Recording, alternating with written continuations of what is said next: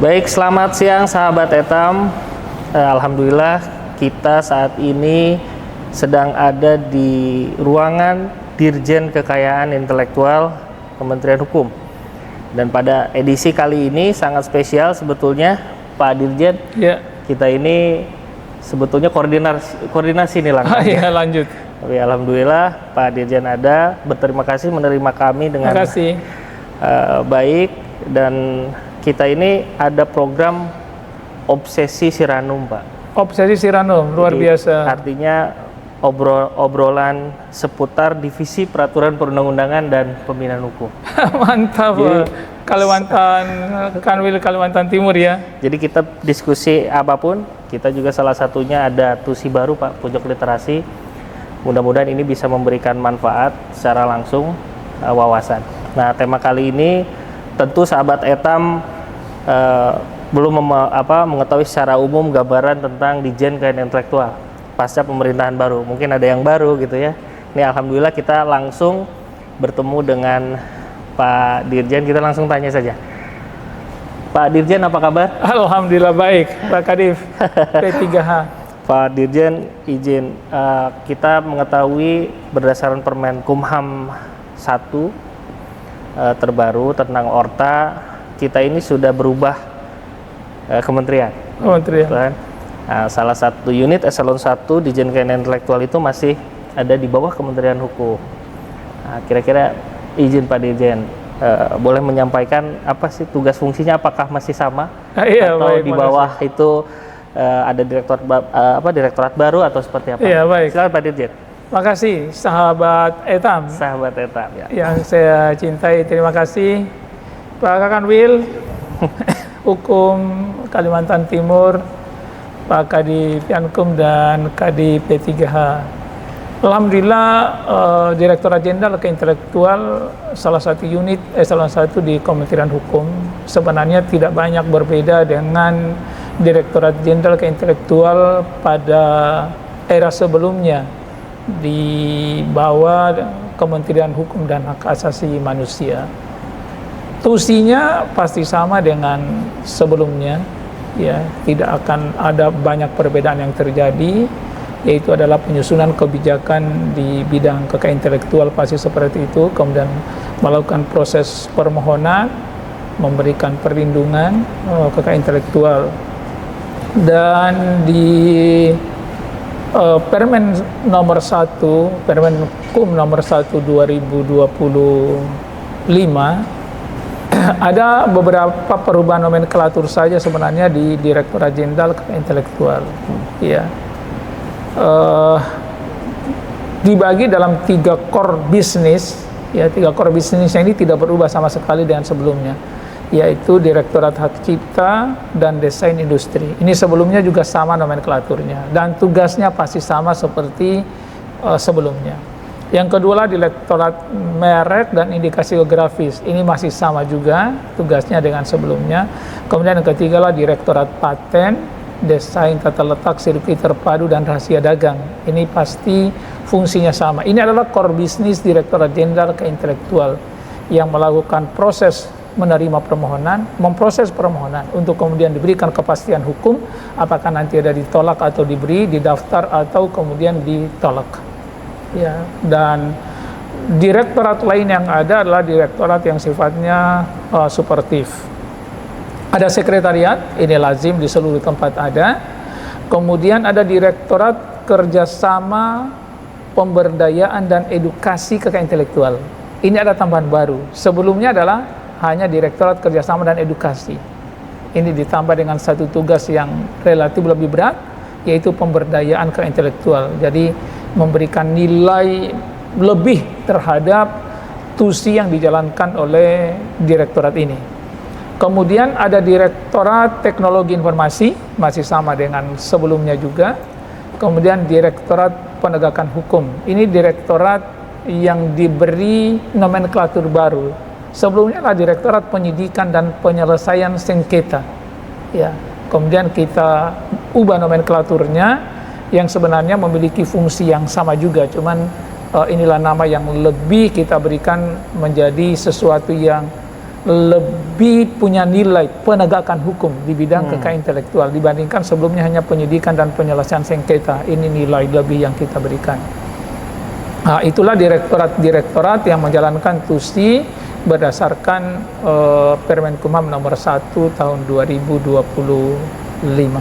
Jadi masih sama saja, hanya perubahan nomenklatur dan penambahan fungsi. Wah, ini kita nih baru tahu ya, ternyata dua itu cukup signifikan kalau kami lihat Pak ya. Penegakan hukum yang awalnya penyelesaian sengketa, penyidikan dan penyelesaian sengketa. dan penyelesaian sengketa. Iya.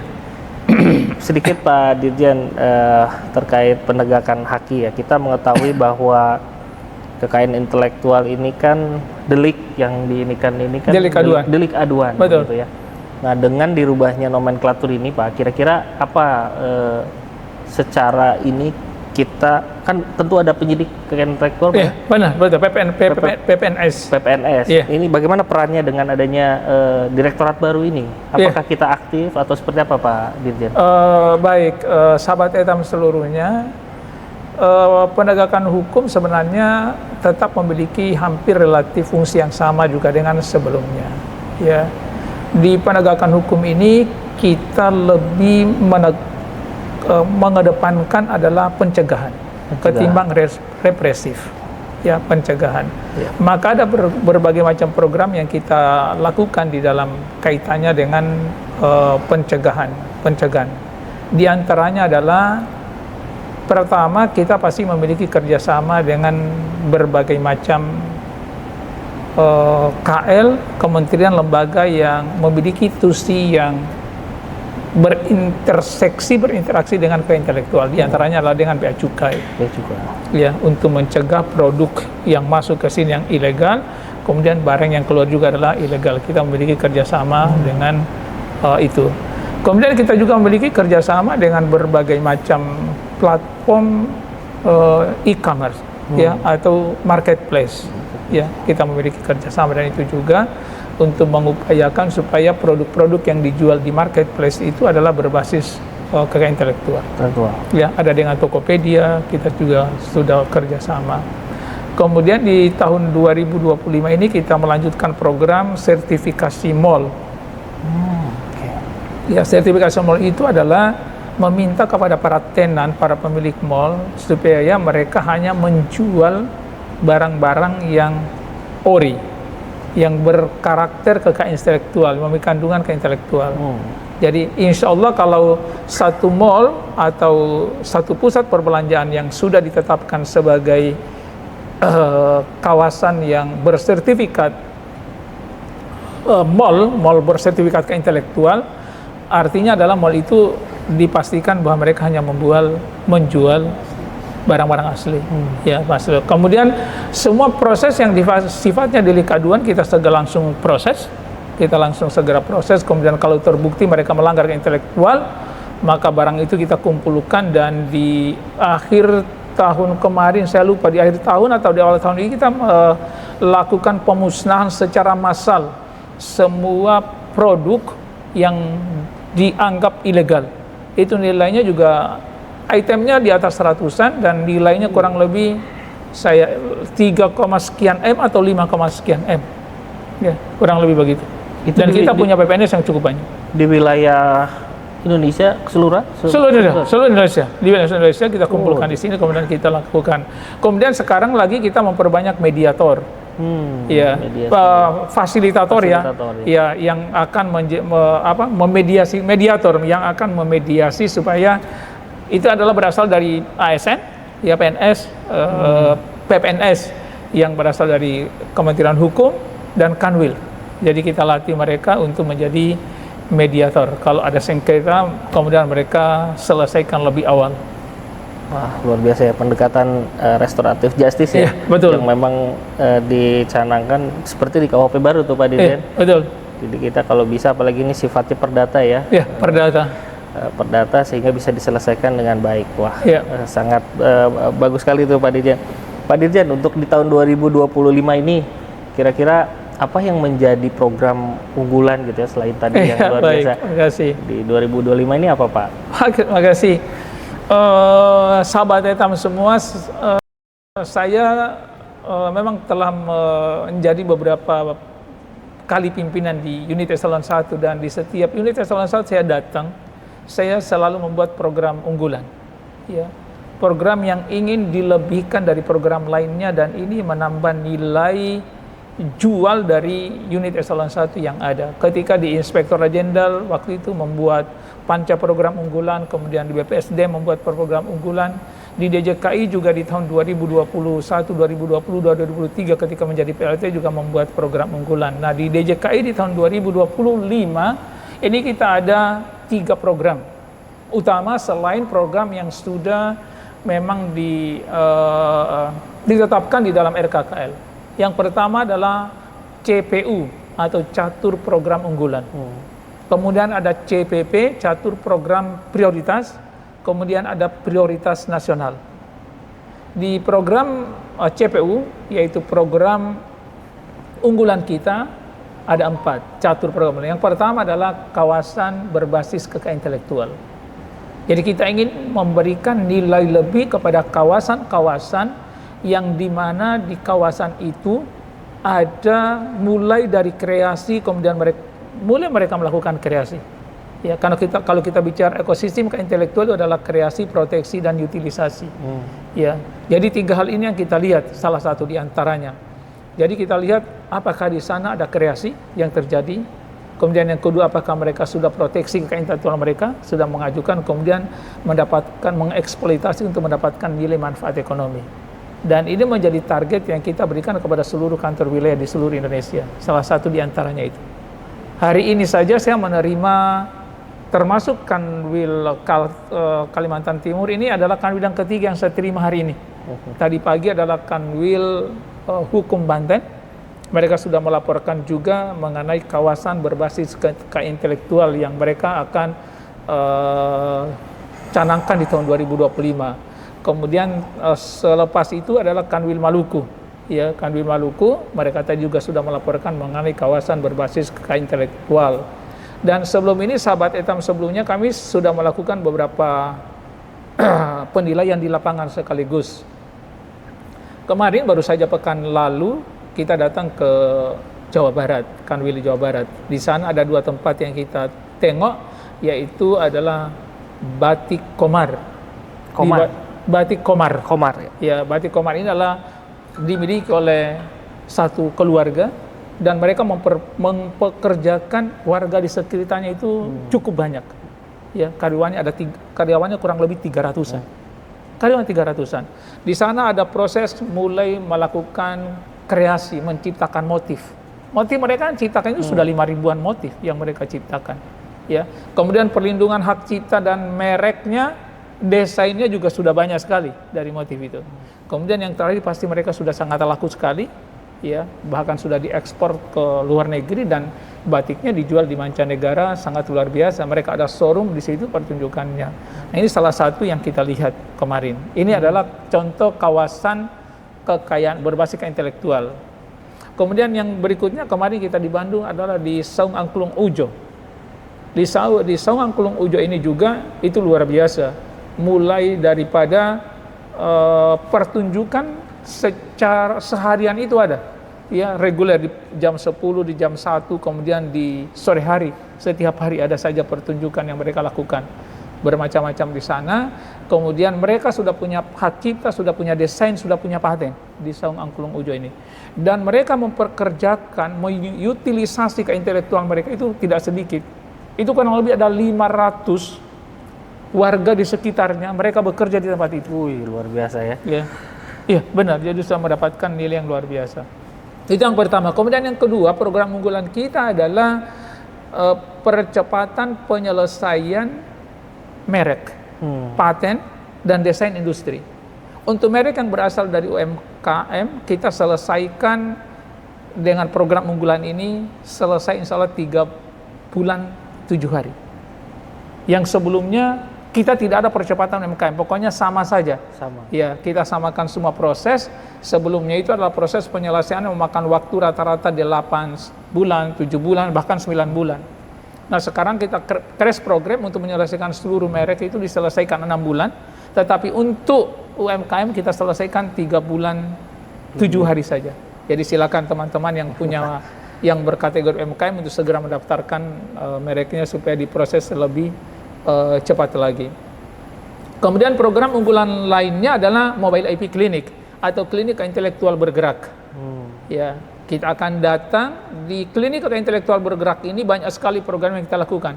Di sana ada konsultasi, ya, ada edukasi di sana juga. Kemudian ada proses membantu mereka mengajukan permohonannya ketika itu juga. Jadi semacam kantor kekayaan intelektual bergerak ini, ya, yang di tahun ini kita akan sasar adalah kabupaten. Ya, tahun sebelumnya itu adalah kita laksanakan di provinsi, tapi nanti tahun 2025 sampai ke kabupaten. Kemudian transformasi digital layanan ke intelektual. Kita ingin meningkatkan lebih lagi terkait dengan transformasi digital. Apalagi Pak Menteri ini, salah satu Pak Menteri kita, salah satu program yang sangat beliau dorong semuanya adalah transformasi digital Kementerian Hukum. Ya, bahkan beliau dia bilang, wah luar biasa ini, beliau perhatiannya ya untuk mengembangkan transformasi digital di Kementerian Hukum. Itu program unggulan kita ada 4, CPU namanya. Kemudian catur program prioritas ada 4 juga. Catur program prioritas kita yang pertama adalah peningkatan SDM aparatur sipil negara di internal Kementerian Hukum. Jadi untuk seluruh aparatur sipil negara di seluruh aparatur sipil negara di Direktorat Jenderal Intelektual itu kita tingkatkan kompetensi mereka. Ya, diharapkan mereka dapat memperoleh kurang lebih pengembangan kompetensi 20 JP ya dalam tahun ini, karena memang itulah yang diamanatkan ya. Kemudian yang kedua adalah peningkatan kesadaran masyarakat terkait dengan KI melalui sosialisasi, edukasi dan kampanye kekayaan intelektual. Ini programnya sangat masif. Kita meluncurkan satu program baru ya dalam rangka sosialisasi edukasi secara virtual disebut dengan OKKI. OKKI itu adalah obrolan kreatif dan edukatif kekayaan intelektual. Ini program kita laksanakan setiap pekan. Rata-rata pengunjungnya mendekati 1.000, pengikutnya mendekati 1.000 orang yang hadir secara langsung maupun yang mengikuti kanal di kekayaan intelektual. Kemudian yang ketiga adalah penegakan hukum. Ya, ini menjadi juga penting ini program ini supaya lebih banyak lagi masyarakat yang bisa mengenal kekayaan intelektual. Kemudian program nasional kita yang diberikan kewenangan oleh pemerintah dalam ini adalah Bappenas, DJKI menjadi apa yang dikatakan focal point atau menjadi pelaksana utama dari roadmap pengembangan keintelektual Indonesia. Itu ya bahasanya. Jadi teman-teman di Bappenas dia bilang harus membuat peta jalan pembangunan keintelektual di Indonesia 2025-2029. Ini kita akan segera selesaikan dalam waktu dekat ini. Siap. Ya.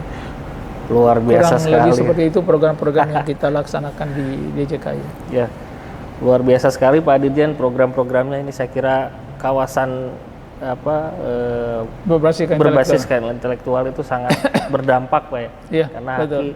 Ternyata unsur utama dari aircraft juga ya, ternyata tadi disampaikan Angklung Ujo dan lain-lain. Iya, benar. Jadi secara siklus memberikan ekonomi dampak juga ternyata ke masyarakat, memperkerjakan wilayah-wilayah sekitar. Jadi bisa dibayangkan kalau wilayah Indonesia yang begitu luas, seluruhnya bisa berbasis kekayaan intelektual. Ya, dan satu lagi itu tadi saya lupa, adalah jelajah kekayaan intelektual Indonesia. Lupa. Tadi salah satu program unggulan kita adalah jelajah kekayaan intelektual Indonesia.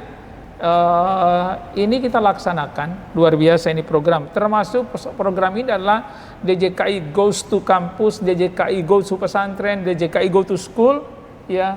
Kemudian DJKI Goes to Brida, kemudian macam-macam program ini. Ya, ini adalah ingin memberikan lebih dekat lagi pemahaman ke intelektual di mana DJKI jemput bola. Ya, kita datang ke sana.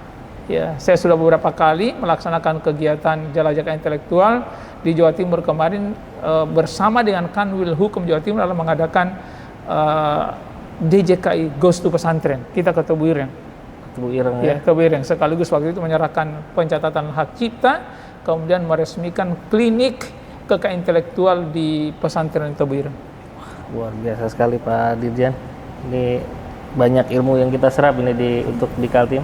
Iya, Bukan hanya di silakan nanti tim di iya. secara umum Pak ya, kantor wilayah. Betul, di seluruh Indonesia. Ya, mudah-mudahan kita bisa mengimplementasikan seluruhnya nih. Amin. Ini terakhir Pak Dirjen, karena kalau diskusi dengan Pak Dirjen banyak sekali yang perlu kita gali. Jadi memang dari sekarang saya minta waktu Bapak lagi nanti Pak untuk Iya, siap. khusus bicara, memberikan pemahaman khusus kita di kantor wilayah Iya. dan juga ke pemerintah daerah. Terakhir Pak, ini pertanyaan bagaimana tips gitu ya kita ke pemerintah daerah dalam rangka menjalankan yang tadi Bapak sampaikan gitu ya, untuk membangun memancing gitu ya, pemerintah daerah juga ikut aware terhadap intelektual itu. Kira-kira seperti apa Pak Dirjen? Iya, betul. Nah, ini karena sekaligus Pak Kadif ini adalah KDP 3H. Kita sebenarnya Kaltim bisa mengikuti apa yang sudah dilakukan oleh beberapa pemerintah daerah lainnya. Di antaranya di zaman Prof. Ramli waktu itu di Jawa Barat didorong supaya mereka membuat perda yang ada klausul kekayaan intelektual di dalamnya. Ya, bahkan di beberapa tempat itu perda terkait dengan KI secara khusus, ya, supaya pemerintah daerah, karena menurut hemat saya, dan ini adalah sangat penting sebenarnya, membangun perekonomian daerah berbasis kekayaan intelektual itu adalah penting. Ya, karena kekayaan intelektual tidak bisa dilepaskan dari persoalan ekonomi. Mereka pemerintah daerah itu punya dinas-dinas yang dimana dinas-dinas mereka itu berkaitan erat dengan para pengusaha. Jadi sekarang namanya juga bukan pelaku usaha ya. Kemarin Menteri UMKM Pak Maman itu mengatakan kita ganti namanya bukan lagi pelaku, karena pelaku itu konotasinya relatif negatif. Jadi dia bilang pengusaha mikro kecil dan menengah.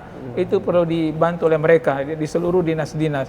Jadi pemerintah daerah perlu memahami bahwa untuk membangun ekonomi daerah, bahkan untuk menambah pendapatan di daerah, perekonomian di daerah, itu harus memajukannya dengan intelektual.